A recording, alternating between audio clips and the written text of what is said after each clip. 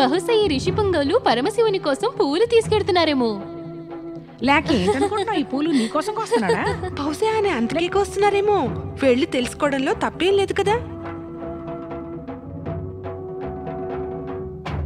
దండాలి మహర్షి, తమరు ఈ పూలను భగవంతుడి కోసం కోస్తున్నారా? పూలు భక్తుల కోసం కోసుకుంటారా? పూలు భగవంతుని కోసమనే కోస్తారు. ఆ భగవంతుడు పూలతో ప్రసన్నుడవుతాడా? అవునవును, అవుతాడు, ప్రసన్నుడవుతాడు. ఈ పూలతో భగవంతుడు ప్రసన్నుడవుతాడంటూ వాటిని కోస్తూ తమరు ఎంతో కోపం తెచ్చుకున్నారు. ఇప్పుడు కూడా భగవంతుడు ప్రసన్నుడవుతాడా? ఆయన కూడా తమరు వల్లే తమపై కోపగించుకోరా? ఈ పూలను చూసి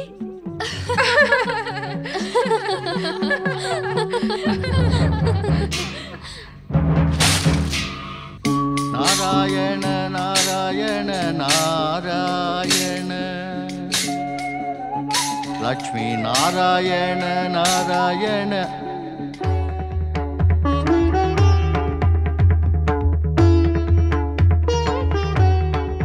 నారాయణ నారాయణ. ఇతనెవరో ఋషియే, కానీ ఈ కొత్త ఋషి ఎవరసలు? ఇంతకు ముందు నేనెప్పుడూ చూడలేదే.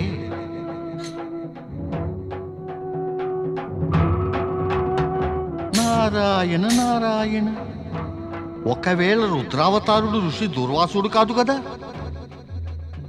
మాత పార్వతి చెప్పారు కదా ఇతను అత్యంత క్రోధ స్వభావుడని, ఇతనితో జాగ్రత్తగా ఉండమని. నారాయణ నారాయణ నారాయణ నారాయణ. నారదుని ప్రణామాలు స్వీకరించండి ఋషివర్య. ప్రణామం. నారదుని ప్రణామాలు స్వీకరించండి ఋషివర్య. తమరి సముచిత పరిచయం తెలియచేయండి. మా మాత పేరు సతీ అనసూయ, మా పితరుని పేరు. తమరి పితరుని పేరు అత్రి ఋషి. ఇక నా అనుమానం నిజమైతే తమరే రుద్రావతారులు, దూర్వాస ఋషి. తెలుసున్నప్పుడు మరలా అడగటం దేనికి? ఎందుకు మాటి మాటికి నా మార్గం అవరోధిస్తావు? అలా అడిగినప్పటికీ కూడా చెప్పనీయకనే మధ్యలో ఎందుకు మాట్లాడతావు? ఇలా ప్రవర్తించడంలో నీకు ప్రయోజనం ఏమిటి? నా ప్రయోజనం ఏమంటే తమరి స్వాభావిక ఉగ్రతని వినమ్రతగా మార్చటమే. ఎవరన్నారు నా స్వభావం ఉగ్రమని? మాతా పార్వతి తమరి సేవకై ఉపస్థితుడను. అంటే మాత పార్వతి సందేశం తీసుకొచ్చారా? తమరి క్రోధ స్వభావం గురించి మాత పార్వతి చెప్పినంతనే తమరికై ఒక సందేశం తప్పక తయారవుతుంది ఋషివర్య. ఏమిటా సందేశం? తమరి హితానికే. తమరి క్రోధ స్వభావాన్ని శాంతపరచటమే. ఇంతకీ ఏమిటా సందేశం? నిజమేమిటంటే ఆ సందేశం ఇది: తమరు కాశీతీర్థానికి వెళ్ళి భగవంతుడు పరమశివుని ఆరాధించండి. పరమశివుల ఆరాధనతో నా క్రోధం ఎలా శాంతిస్తుంది? వారు స్వయంగా రుద్రులు, సంహారానికి దేవులు. క్రోధావేశంలో తమ మూడవ కన్ను తెరిచి వారు కామదేవుని భస్మం కూడా చేశారు. ఇవన్నీ నీకు తెలియదా? తెలుసును, బహుబాగా తెలుసును. కానీ మరి తమరు ఈ సత్యాన్ని కూడా తెలుసుకోండి. కాశీకి గల మరో నామం ఆనందకాననం. కాశీక్షేత్రం పరమశివునికి ఎంతో ప్రీతిపాత్రం. పరమశివులు కాశీలో ఆనంద స్వరూపులై ఉంటారు. ఆయన తన భక్తజనులను శాంతింపజేసి ఆనందపరుస్తారు. స్వయంగా వెళ్ళి ఈ సత్యాన్ని గ్రహించండి. కానీ గంగా తీరంలో ఉన్న కాశీ అత్యంత విశాలమైనది. నాకు ఏకాంత ప్రదేశం కావాలి. నాకెట్టి భంగము కలగకుండా శివధ్యానం చేసుకుంటూ తపస్సు చేసుకోవాలి. గంగానదికి పూర్వదిశా ప్రవాహానికి ఉత్తరాన ఒక ఏకాంత సరోవరం ఉంది. దాని పేరే కామకుండం. స్వయంగా ఆ పరమశివులే చెప్పారు. కామకుండం సమీపాన శివలింగాన్ని స్థాపించి దాని అఖండ ఆరాధన కావిస్తే మానవుల సకల కోరికలు ఈడేరునని. తమరు కామకుండం సమీపాన దూర్వాసేశ్వర శివలింగం స్థాపించి దాని సమ్ముఖాన కూర్చుని పరమశివుని ధ్యానంలో నిమగ్నులు అవ్వండి. ఇక అప్పుడు చూడండి పరమశివులు ఎట్టి మహత్యం చూపిస్తారో. ప్రణామం.